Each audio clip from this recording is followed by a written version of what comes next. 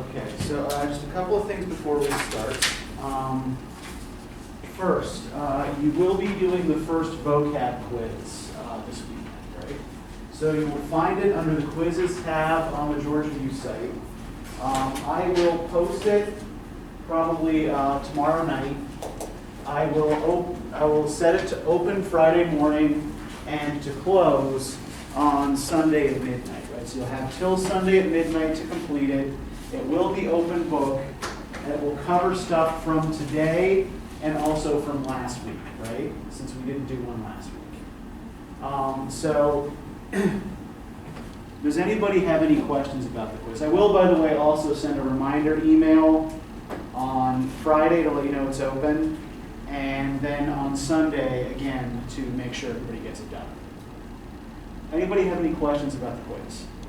Yeah, George. Is it just terms from the readings that we've done?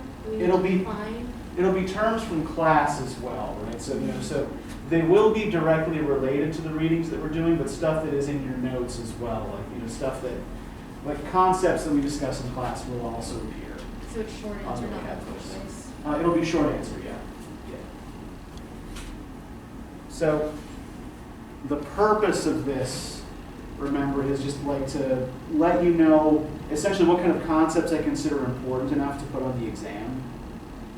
And this will help you to prepare for both the vocabulary and really also the essay portions of the midterm. Right? It'll help reinforce some of the stuff that we're talking about. Speaking of kind of like reinforcing stuff, normally I would also have given you a reading quiz today, since this is the only time we're meeting this week. I decided not to do that because Burke is really hard. And I figured that he might be a little bit confusing and it might be a little bit unfair to quiz you on it, right? It's entirely possible you did the reading and Burke just didn't make a lot of sense to you, so it'll be hard for you to answer the questions. So what that means is that we will likely have 2 quizzes next week, right? So just be prepared for one on Monday and then on Wednesday as well. So does anybody have any questions about anything regarding assignments or any other such thing before we move on? Yeah, George. The in-class quizzes, are those short answer or multiple choice? Those are going to be short answer, yeah. So what I'm going to do is I'm going to give you kind of usually a question about some detail in the reading. It's usually going to be a 2-part question. You get it half right, you get half credit, right? What I'm trying to do with those is essentially train you to pay closer attention to details in the text, right? So, I don't like the idea of the quiz being kind of policing to make sure people are doing the reading, although it kind of is. But I have noticed that since I started doing these reading questions and asking you pointed questions about details, like putting phones away, this has actually improved people's exam grades. Right? Exam grades have gone up since I started doing that. So it seems to be doing what I want it to. Any other questions about exams, quizzes, anything else? No? We're good? Okay, great. So, how'd this go for you? What'd y'all think?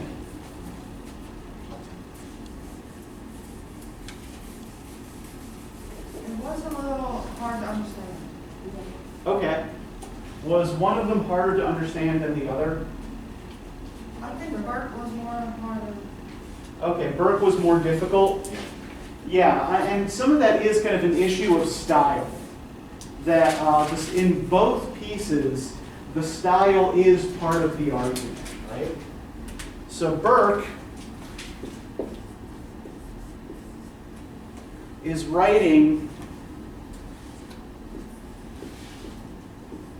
from a more neoclassical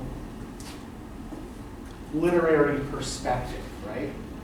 So what do we remember, if anything, about what neoclassical meant from last week?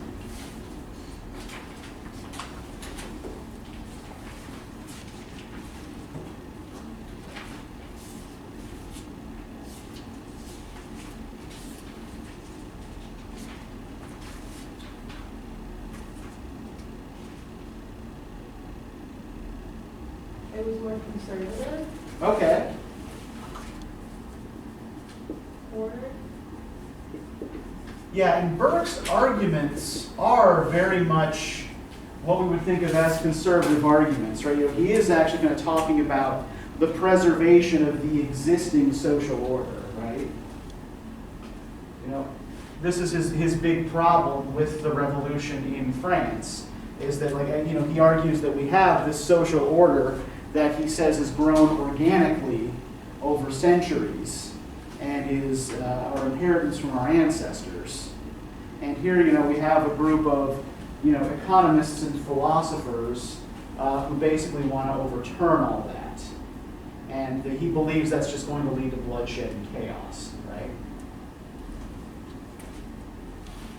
So, yeah, Burke is arguing for the preservation of the social order as it exists. And part of it is actually on aesthetic grounds. Right? That he considers the old order of life more beautiful. That the new order of life that the revolutionaries are trying to bring into being, he thinks strips away a lot of the beauty and pageantry of the old ways, right? So that's also part of what he's doing with the really highly ornate language and difficult sentences, right? All that ornament and all that unnecessary verbiage, right, is for him about this kind of pleasant drapery of life, right? Using language to create beautiful pictures and beautiful sentences, rather than simply to advance arguments.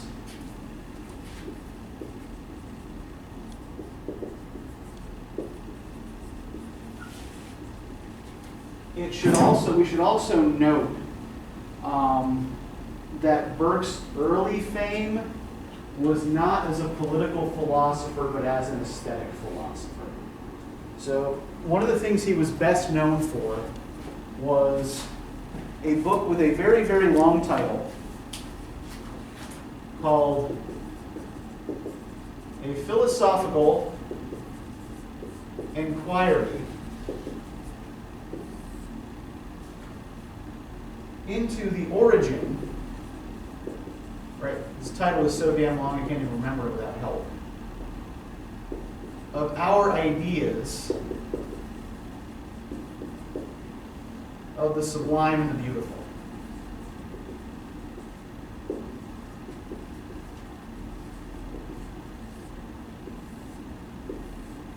It's published in 1757.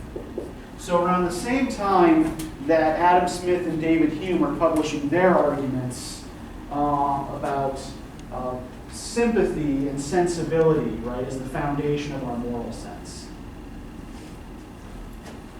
So the primary argument of this book is that there are two basic forms of aesthetic experience, aesthetic sensation, and that we get different pleasures from each of them, right? So the beautiful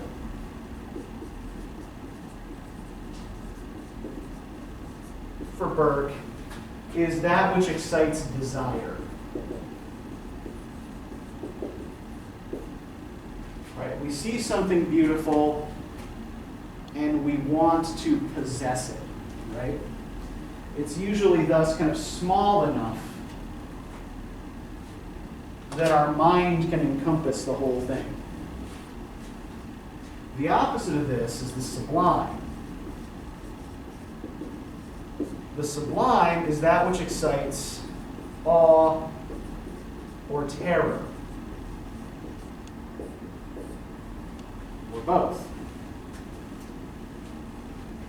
So, have any of you ever had the experience of standing like in the middle of an open field at night, on a clear night, and just looking up into the sky? Anybody ever done that? How does it make you feel when you do that in relation to all of this other stuff?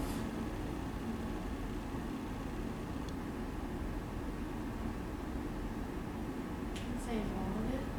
yeah, it is a kind of awe-inspiring experience, right?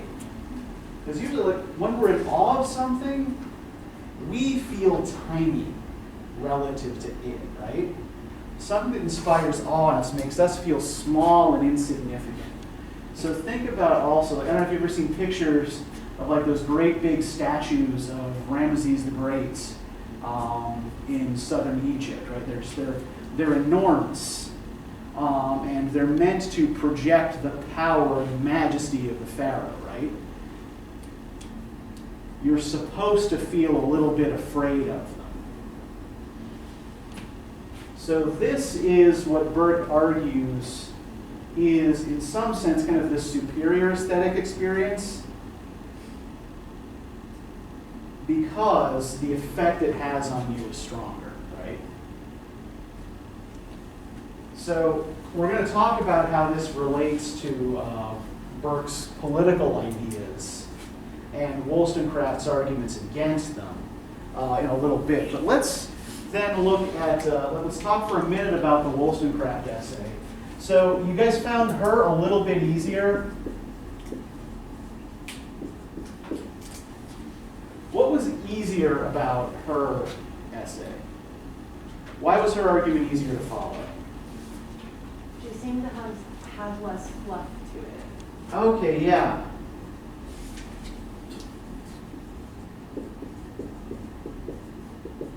Yeah, there's less filler material, right? And the sentences are much more plain, right? Like, it's hard to call, like, by modern standards, any 18th century writer plain spoken, but compared to Burke, she's a model of clarity, right?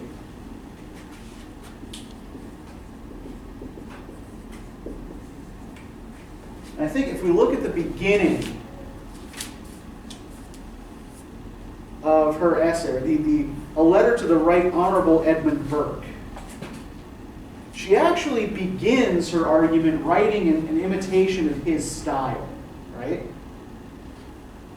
It is not necessary, with courtly insincerity, to apologize to you for thus intruding on your precious time, nor to profess that I think it an honor to discuss an important subject with a man whose literary abilities have raised him to notice in the state. I have not yet learned to twist my periods, nor in the equivocal idiom of politeness to disguise my sentiments and imply what I should be afraid to utter.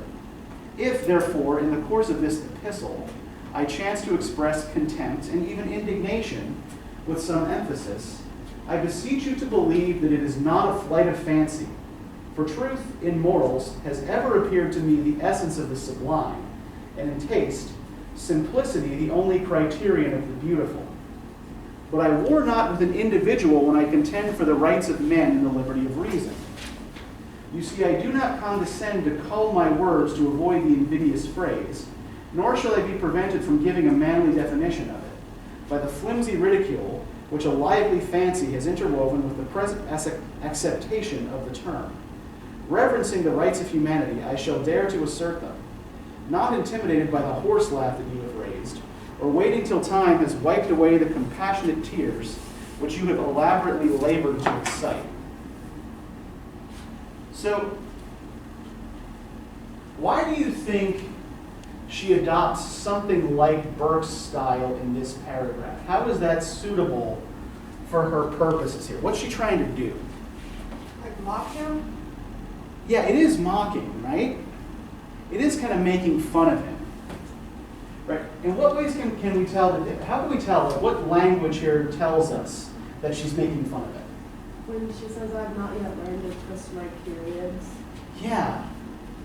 What does that mean? Like, I have not yet learned to twist my periods. She hasn't learned how to conceal the truth with elaborate sentence structures. Yes, exactly, right? She hasn't learned the art of bullshitting in quite the way that he has, right? She's saying that you are able to conceal ridiculous and contemptible arguments in big and fancy long sentences, right? The content of which just kind of evaporates when you actually try to parse them.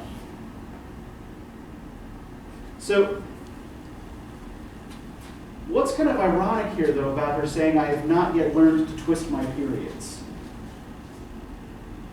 What is this whole paragraph indicating she actually can do?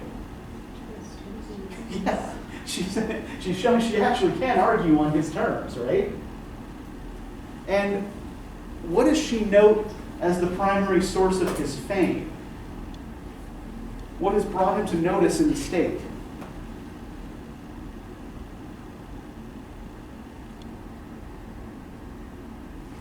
Is it his abilities as a politician or as a political thinker? As a politician. Well, think, what does she specifically say has raised him to notice in the state?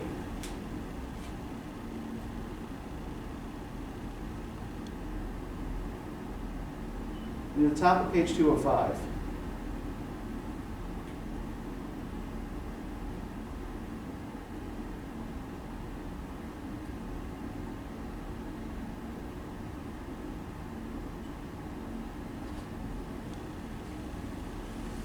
What abilities of his does she specifically point out? His literary abilities, yeah. He's been raised to notice in the state because he's good with language, right? And because he's able to build a scene creatively. So, yeah, she's essentially accusing him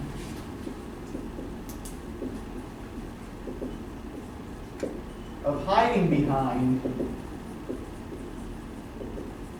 pretty words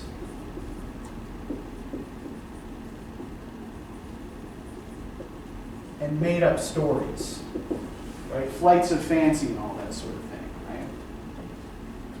And I think kind of as we dig into the actual events that they're talking about, what she's doing here and what he's doing will become a little bit more clear to us. So, this is probably a good place for me to ask.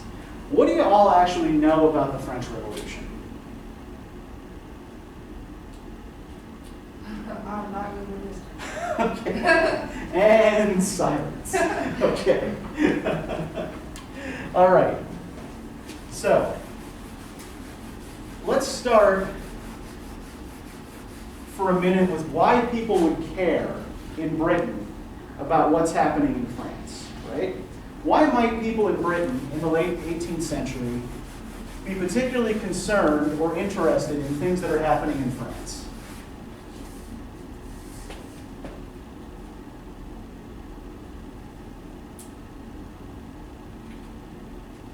We're getting competition for power. Yeah, like throughout the 18th century, Britain and France are the major European powers, right? And they're in competition for wealth, for colonies, and for influence, right? So Britain and France are one another's great geopolitical rivals. Good. So I'm just going to give you a brief list of actual declared wars between the British and the French in the 18th century. So first, you have the War of Spanish Succession.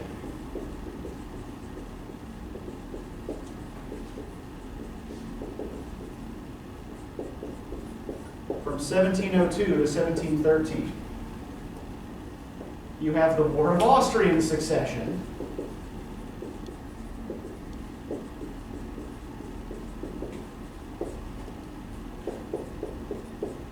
From 1744 to 1748. You have what are called the Carnatic Wars, which are fought over control of India between 1746 and 1763. There's the 7 Years' War,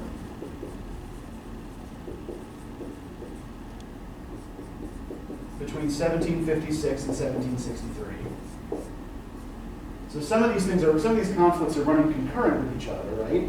And Britain and France aren't always the major belligerents here, but they're always on opposite sides, right? Each is always trying to maneuver the other warring powers into some, into their position, right? And finally, there's yet another Anglo-French war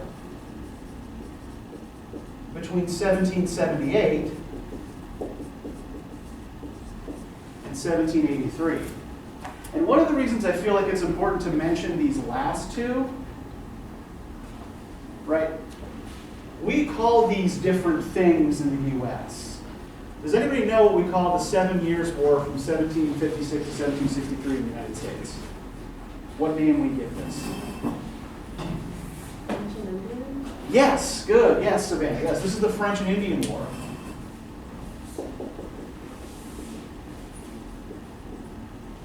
And what does the Anglo-French War here between 1778 and 1783 kind of coincide with?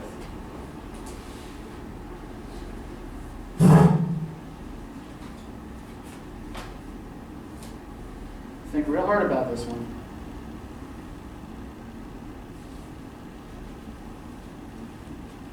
(1778 to 1783). Religion.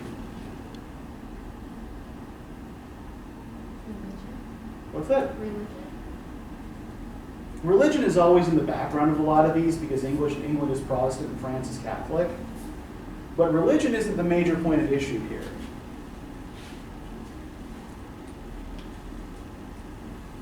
What's going on in North America in this same period?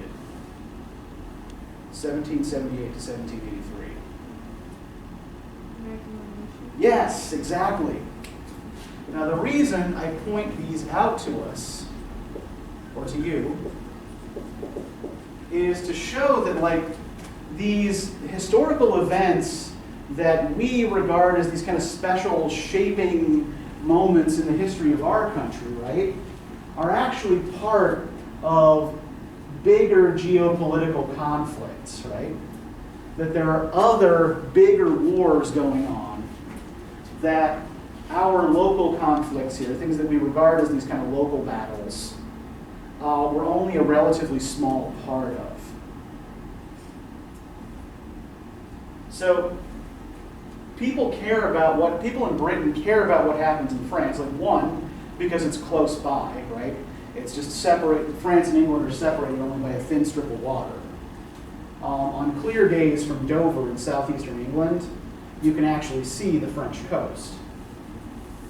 But yeah, also because there is this great rivalry between these two nations. So what happens in France has an impact in Britain.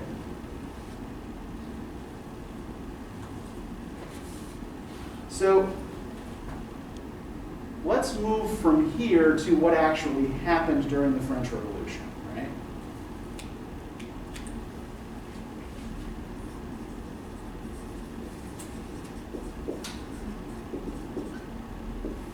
So in the 1780s, France still looked a lot more like a medieval feudal society than Britain did. Right? Britain had a constitutional monarchy. The power of the king was limited somewhat by Parliament. This was much less the case in France. So France still divided society up according to the medieval theory of what were called the three estates.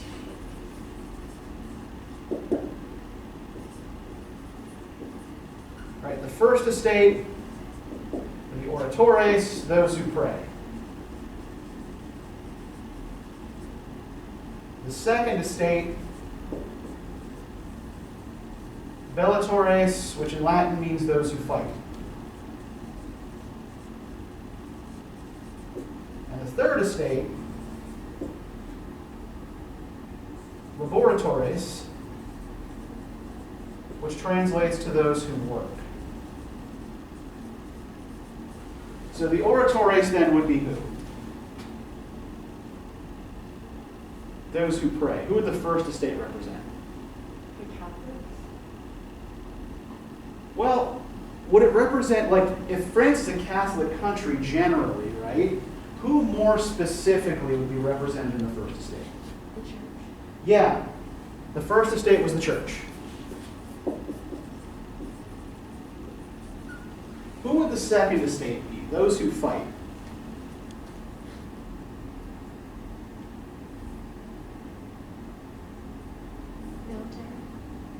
Military. Try to think about it from a medieval perspective. What's the original purpose of an aristocracy? What's the original purpose of nobility?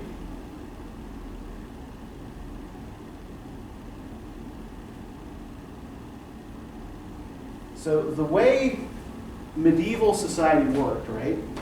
The king would grant land to his supporters, right? In order that they would be able to make enough income to outfit a knight and a retinue of warriors, right?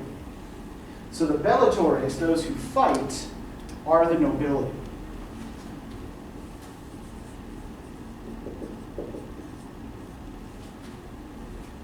And the laboratories, those who work, that would mean, what's that? Yeah, basically everybody else, right?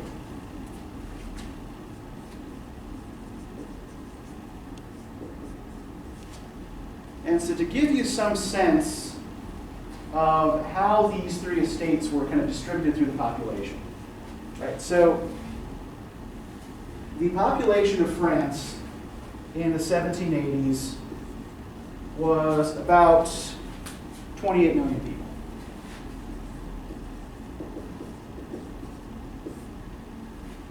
Of those 28 million,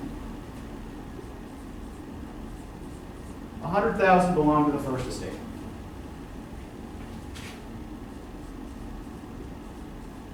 400,000 belonged to the second estate, which means that the third estate consisted of about 27.5 million people. So, you know, when you think about like contemporary phrases like we are the 99%, right? These kind of conflicts between the great mass of the people and certain privileged classes, certain privileged elites have historical precedent, right? So one of the reasons this became an issue was to do with the makeup of an advisory body to the king called the Estates Generales, right, or the General Estates, right, the Assembly of the Estates.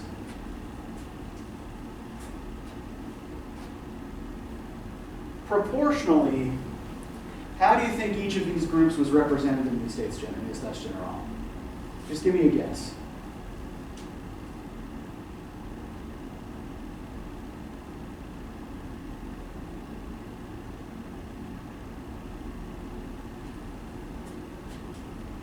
What share of representation do you think each of these groups had? I'd say chart probably had majority representation. You're thinking along the right lines here, right? But it wasn't actually quite that bad.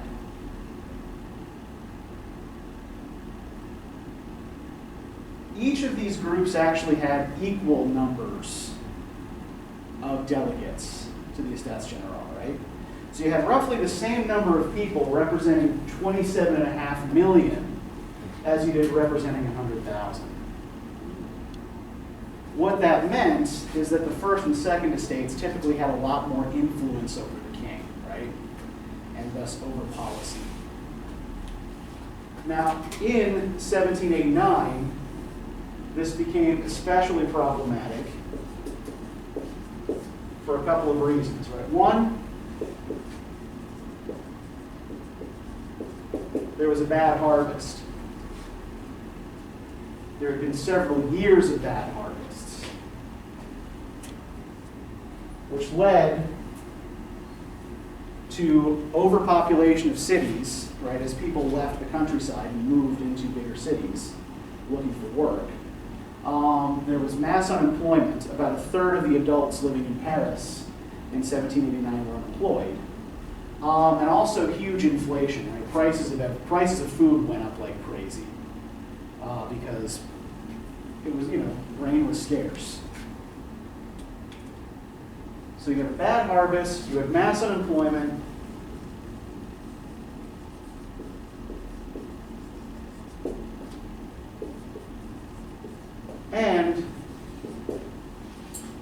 state that was heavily in debt.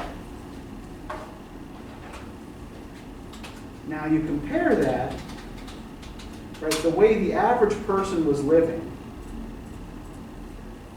to the way the king and the court were living, right? So have any of you ever been to France? Any of you been to Paris? So none of you have actually ever seen Versailles? Okay, so Versailles is the primary royal residence of the kings of France in the 17th and 18th centuries.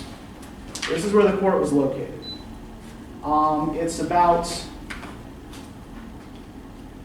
an hour drive from Paris today, or about a 4.5-hour walk.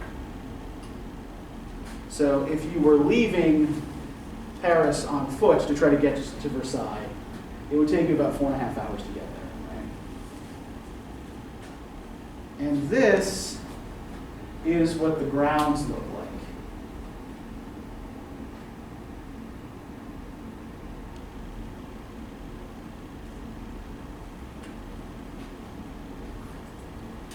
This is a view from above.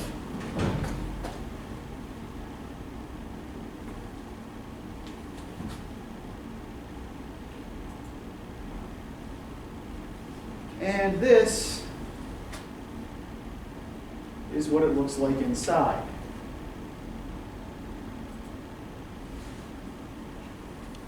So while the vast majority of the French people are scrabbling for bread, the king and the court are living outside of Paris in this kind of beautiful, expensive fantasy land with gold statues and crystal chandeliers. So this leads the people to do a couple of things, right? One, on July 14th, 1789, does anybody know what happened on July 14th of 1789? Is anybody familiar with this event or this date? Have any of you ever heard of Bastille Day or like seen it on a calendar? Okay, so this marks the date of the storming of the Bastille.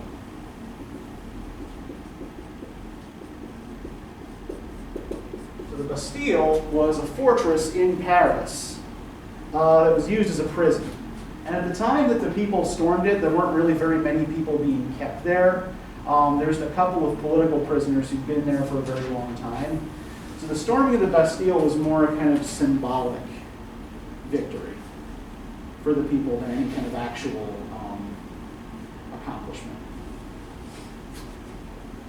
So this leads the monarchy to make some conciliatory gestures to the people. And in August of the same year,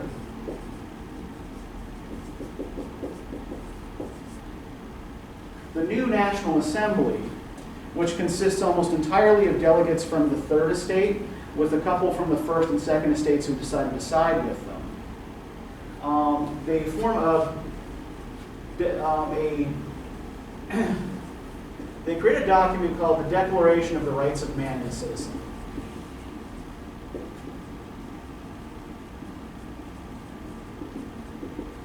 And it's really out of the French Revolution that the category of person we call a citizen in Western Europe is created, right? So prior to this document, what was the document called again? The Declaration of the Rights of Man and the Citizen. Right? Most people would have been referred to as subjects of whatever kingdom they happen to reside in.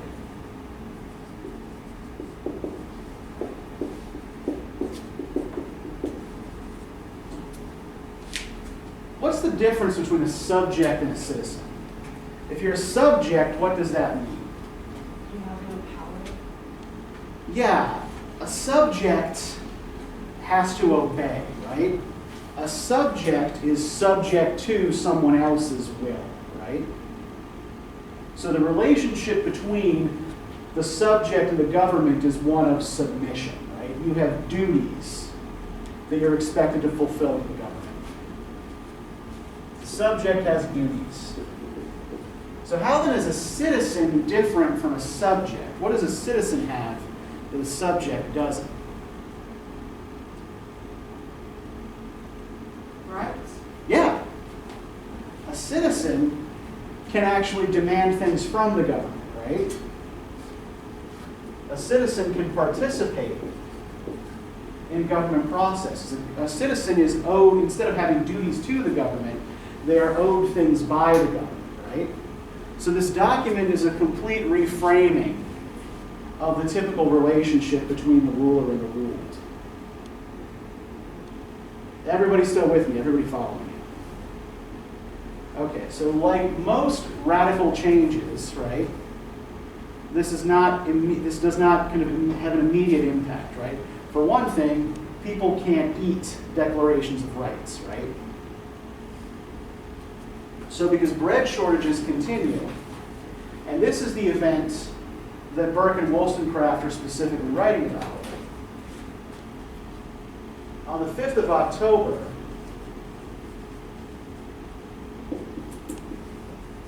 we have what is referred to as the Women's March to Versailles, because most of the marchers were market women who had gathered in the middle of Paris to protest the rising cost of bread.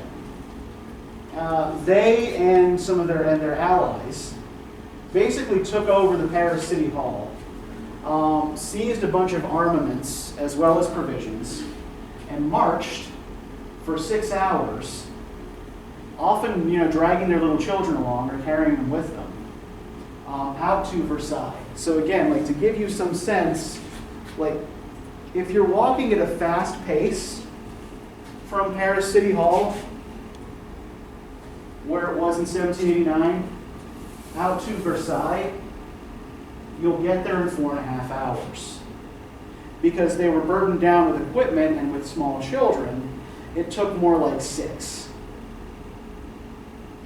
And then when they get there, they discover that the king's bakeries are full of bread and that he has just hosted a lavish banquet for some members of his guard. So think about how you would respond in a situation like this, right? You have not had enough to eat for months, right? Your kids are malnourished. You are now armed, and you've just spent 6 hours marching to make demands of the king. And then you find out that this rat bastard has been holding out on you, right? That he's had food stored in the palace, plenty of it, that he's not sharing with the people. How do you think this crowd would have responded? Kill. Yeah, they were enraged, right? And that's the picture that Burke paints in his reflections on the revolution. Right? That's the event that he's talking about. So let's turn there.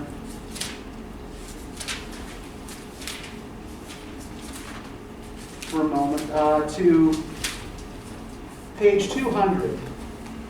The paragraph that starts with history, who keeps a durable record of all our acts. Can I get a volunteer to start reading that paragraph for us?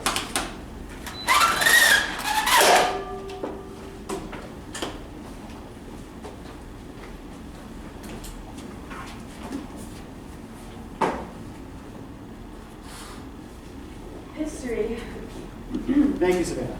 History, who keeps a durable record of all of our acts and exercises her awful censure over the proceedings of all sorts of sovereigns, will not forget either those events or the area of this liberal refinement in the intercourse of mankind. History will record that on the morning of the 6th of October, 1789, the King and Queen of France, after their confusion, alarm, dismay, and slaughter, lay down under the pledged security of public faith, to indulge nature in a few hours of respite, and troubled melancholy repose. From this sleep the Queen was first startled by the voice of the sentinel at her door, who cried out to her to save herself by flight, that this was the last proof of fidelity he could give. that they were upon him, and he was dead. Instantly he was cut down. A band of cruel ruffians and assassins, reeking with his blood, rushed into the chamber of the queen, and pierced with 100 strokes of bayonets and poniards the bed, from whence this persecuted woman had but just time to fly almost naked, and through the ways unknown to the murderers had escaped to seek refuge at the feet of a king and husband, not secure of his own life for a moment. Okay, thank you. So, what kind of scene is painted for us here? What is Burke saying happened?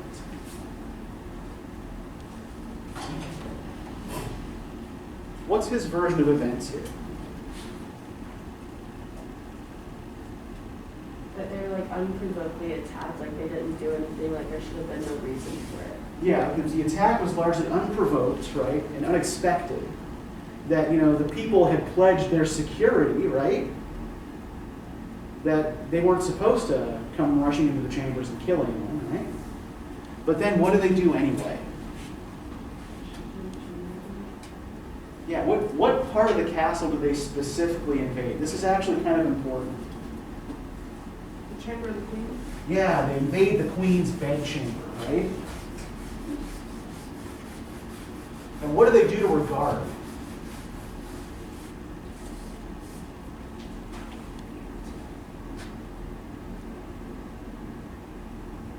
They kill him. Yeah, they kill the guard, right? They break into the bedchamber, and then what do? When they don't find the queen there. They go to seek refuge from the king. The queen does, right? With her children. What do the people do when they find that? They go to the bedchamber, they find the queen missing. They slash the bed. Yeah, they're pissed. They slash the bed up, right? This kind of, expression of frustrated violence, right? While the queen flees almost naked, with her children in tow, to the feet of her husband, right? What does all of this kind of look like? If we think about literary tropes that we've already discussed.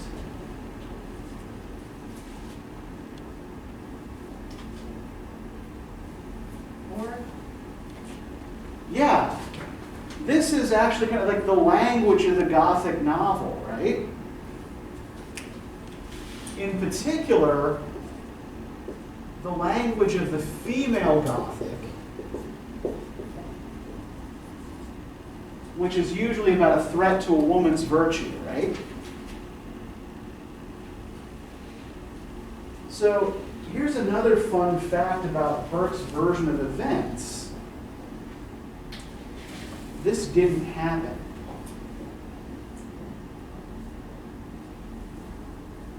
Nothing that Burke describes in these two paragraphs actually happened, right? Apart from the fact that the people marched to Versailles. They didn't kill the queen's guard. They didn't bust into her bedchamber. They didn't run around Versailles pissing on things and chopping heads.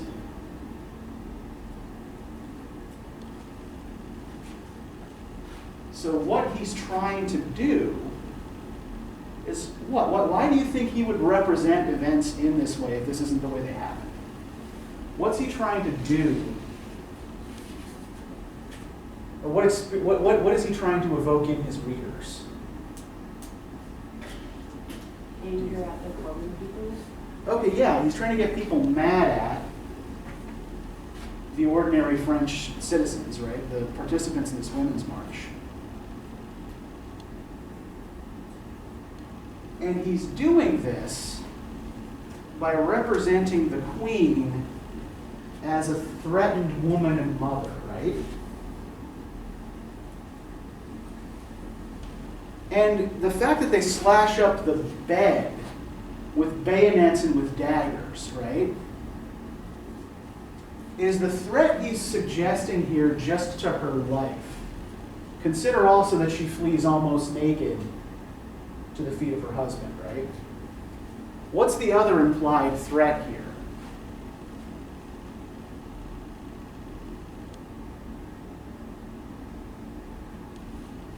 Her,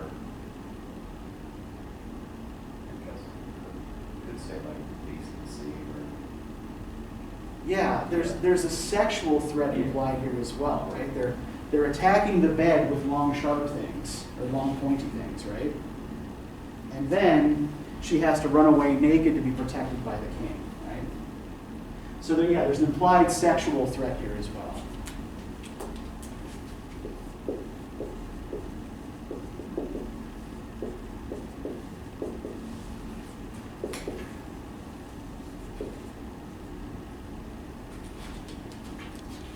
Now, if we continue here, the following paragraph, all right? This king, to say no more of him.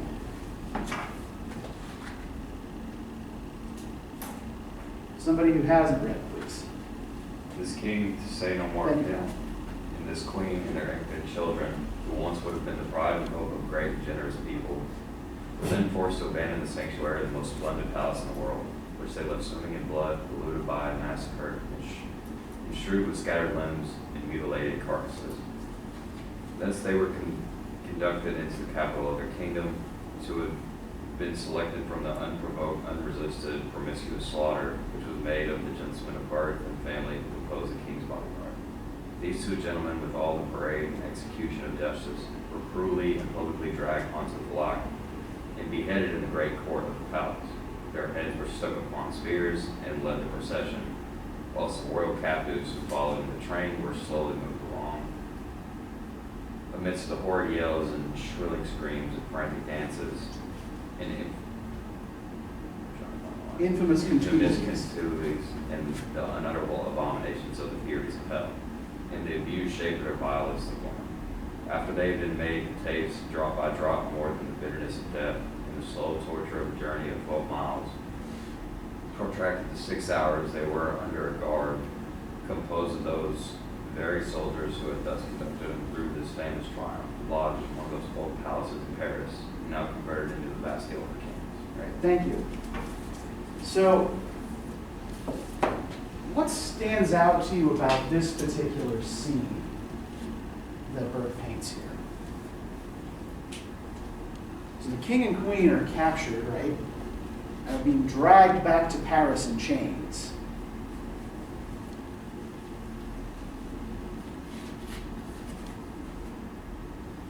He painted it and said like they were dragged in like their own blood and they had to go by all these horrid bodies and Yeah. There's blood, scattered limbs everywhere, right?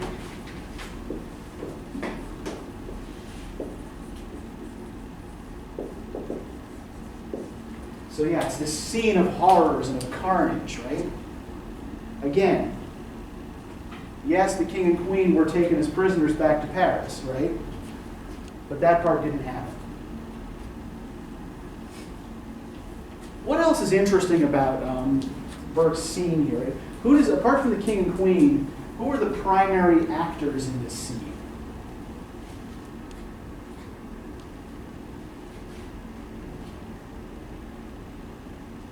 the king's bodyguard.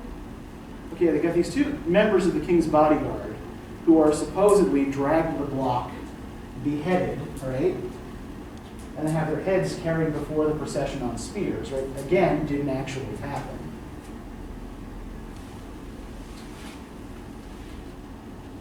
Now, why do you think Burke gives us that picture of these gentlemen of rank and birth being beheaded and having their heads carried on spears, right? What is that meant to suggest about the activities of the revolutionaries, about what the revolutionaries are like? They're, Yeah, brutal. Okay, what did you just say, Colin? yeah, I was going to say extremely violent, turn people unprovoked, regardless of the actions of it. Yeah. Brutal, I think, is a good word for it, right? Animalistic.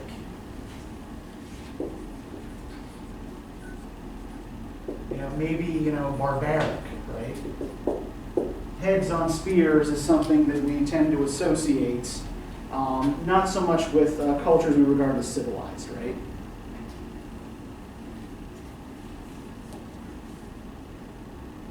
But apart from the gentlemen of rank and birth who are beheaded here, who else does he single out in this passage? Or who else does he take some time describing this passage? In painting this picture of human brutality and degradation. The people watching it who get up for yell and show screams. Yeah, the people marching, right? And who does he specifically know the people, these other marchers are? Women. Yeah, the abused shape of the vilest of women, right? These vile market women who were really just pissed off about bread being too expensive and unavailable, right? Are here turned into the furies of hell.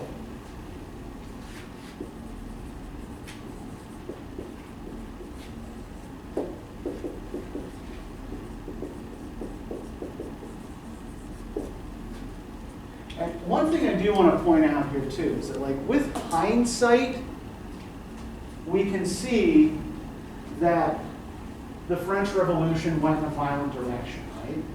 The part that most people tend to think about when they think about the revolution is the Reign of Terror.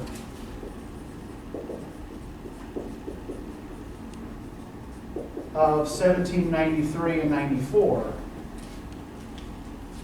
which is when the Revolutionary Committee for Public Safety, in order to shore up support among the people by executing enemies of state, started doing these kind of mass executions of aristocrats and priests, right?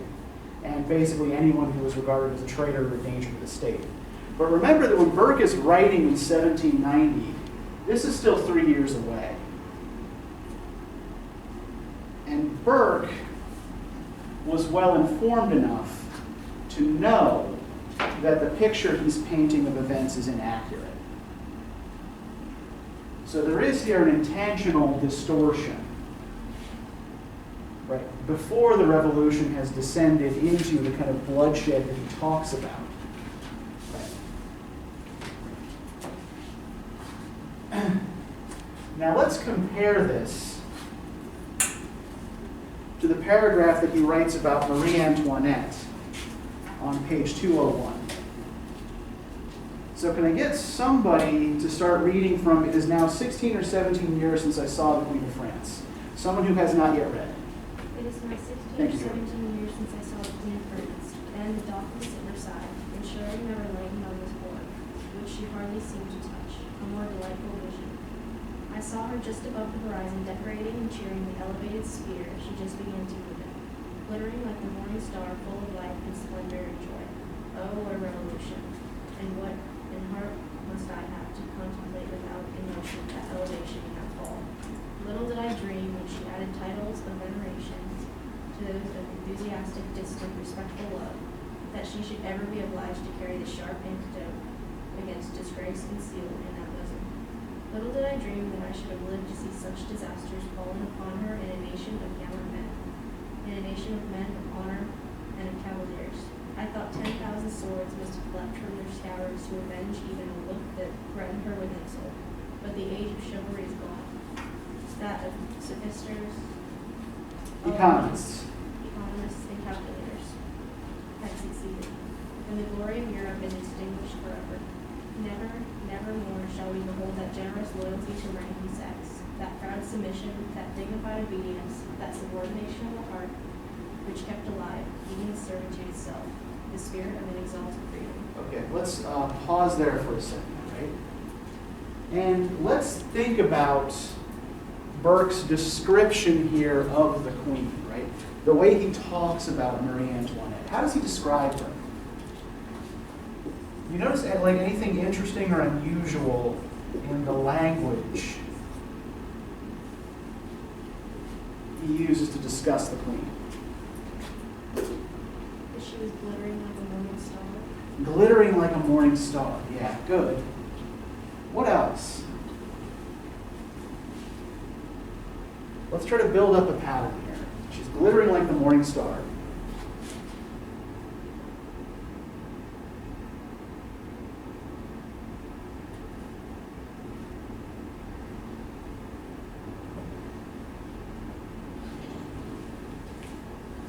We call her a delightful vision. A delightful vision.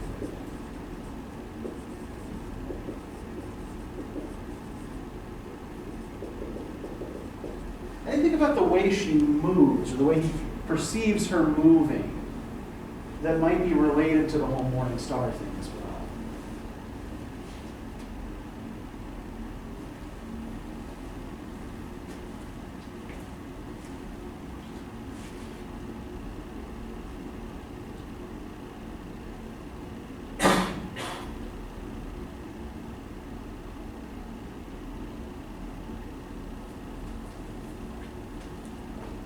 Where does he say he sees her? Just above the horizon. Just above the horizon, yeah. Like she's something that floats, right? Rather than something that actually walks upon the earth.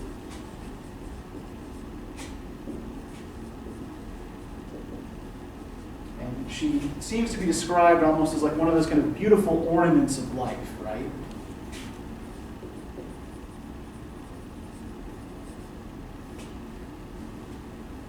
Now, one thing I do want to point out here too, one of the reasons we have trouble reading Burke now is that a lot of the language that he uses, many of the words he uses, meant something different in 1790 than they did after 1790. And the French Revolution was actually where a lot of these ideas, these languages, where the definitions of these words started to change, right? So one of those words actually is revolution itself.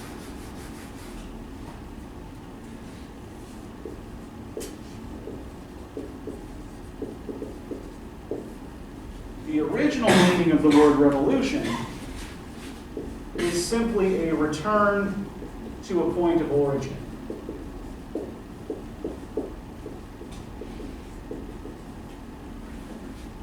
So, for example, when we talk about the planet revolving around the sun, right? Every 365 days we complete a revolution, right? We return to the point where we started. And the British Glorious Revolution of 1688, when a Catholic king was kicked out and a Protestant monarchy restored, was considered this kind of revolution, right? We got rid of that aberration, right? That abnormalcy in the royal line, and we restored the normal order of things. After the French Revolution, the word revolution instead comes to mean the overthrow of some existing order, right? Usually from the bottom up. But nobody really uses this word that way prior to about 1790. So when Burke is talking about a revolution here in regards to Marie Antoinette, he means this older definition, right? But there is also a change that we know in the way that people respond to Marie Antoinette's plight. What does he expect should have happened if the queen was threatened?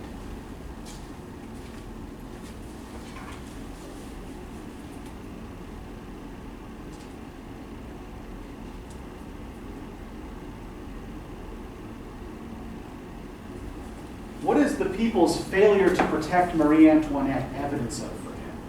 What's dead? Chivalry. Yeah, the age of chivalry, right?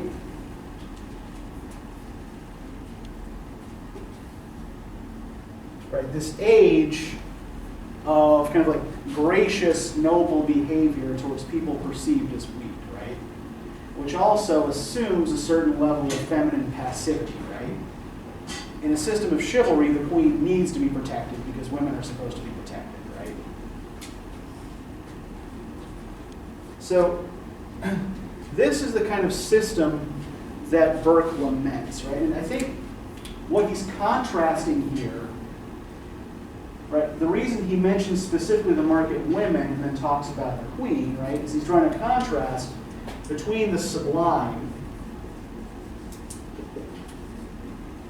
right, the barbaric, seemingly pagan furies of the market women, right, which are meant to horrify, while the queen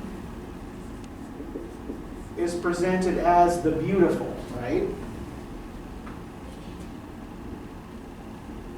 desirable and to be guarded and protected. So he's making this argument in terms of his broader aesthetic philosophy. And these are the two poles of it. And this is a big part of Wollstonecraft's argument. We don't have too much time to focus on her here, but I want to go specifically to the last couple paragraphs of the vindication of the rights of men.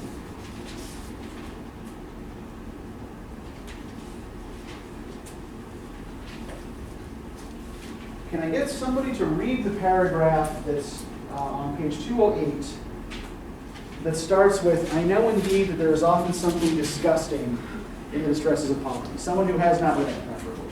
I know indeed that there Thank you. is often something disgusting in the distress of poverty, at which the imagination revolts, and starts back to exercise itself in the more attractive Arcadia of fiction. The rich man builds a house, art, and tastes give it to the highest finish. His gardens are planted and the trees grow to recreate the fancy of the planter. Though the temperature of the climate may rather force him to avoid the dangerous damps they exhale, than seek the Umbrageous means shady, shall retreat. Everything on the estate is cherished by man, yet to contribute to the happiness of man is the most sublime of all enjoyments. But if instead of sweeping pleasure grounds, obelisks, temples, and elegant cottages as objects for the eye, the heart was allowed to beat true to nature, the said farms would have scattered over the estate and plenty small around, instead of the poor being subject to the griping hand of an avaricious steward. They would be watched over the fatherly solicitude. by the man whose duty and pleasure it was to guard their happiness and shield from Rapacity. the beings who, by the sweet of their breath, exhaled him above his fellows. Okay, thank you. So let's pick this paragraph apart a little bit here, and then we'll talk about a broader context this argument is all part of it. So what is Wollstonecraft arguing first is Burke's primary problem with the poor and with poverty?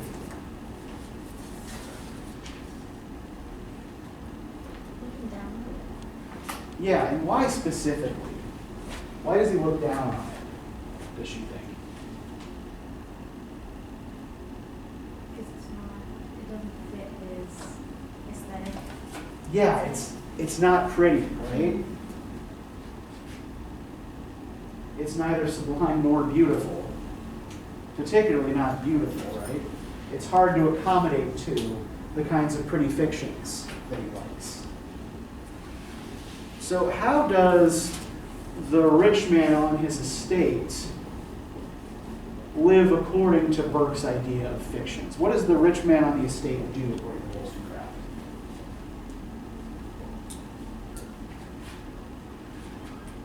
He builds the house and gives it taste. Yeah, he builds a house, he decorates it, right? And what else does he do with his grounds? Plants trees, right? Which does not in and of itself sound bad, right?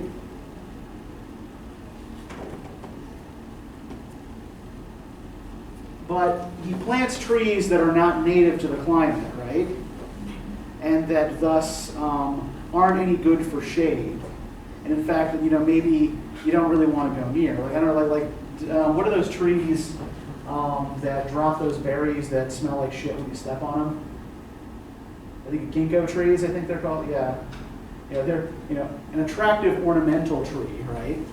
But there are unanticipated consequences of planting a lot of ginkgo trees on your property.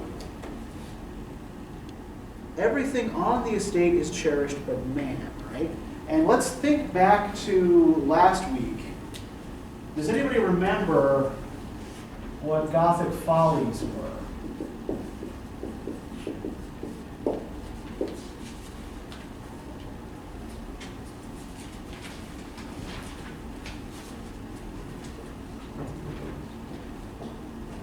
Would it be estates that were built to resemble house? Yeah, so on the one hand, the house is often a Gothic folly, right? It's built in imitation of this kind of imagined medieval past, right?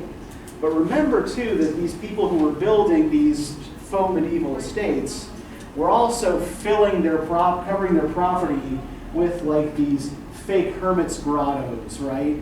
And Chinese pagodas, and all these other kind of fanciful decorations. Now, what is Wollstonecraft arguing rich people should do with their property instead of building all of these kinds of pleasure grounds?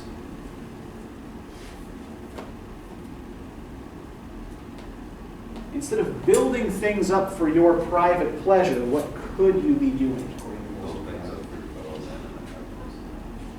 Yeah, that's all land that you could be growing food on, right? Right? If you're mad that people are starving and clamoring for bread, right? Cultivate more of your land. Grow more grain, right? Use it to take care of people rather than for your own private pleasure, right? So we have here a kind of push and pull between, right, Burke's conservative viewpoint, which is concerned, on the one hand, right, with private property rights, the violation of property, and with classical aesthetics, whereas Wollstonecraft is coming from a more politically radical position.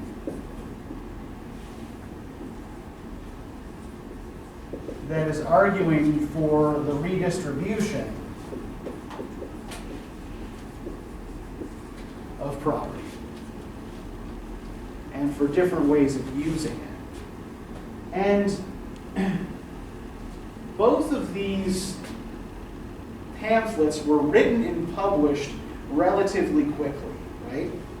And this is just something I want to start talking about that we're going to pick up on a little bit more in future sessions, right? One of the things that arises in Western Europe in the 18th century is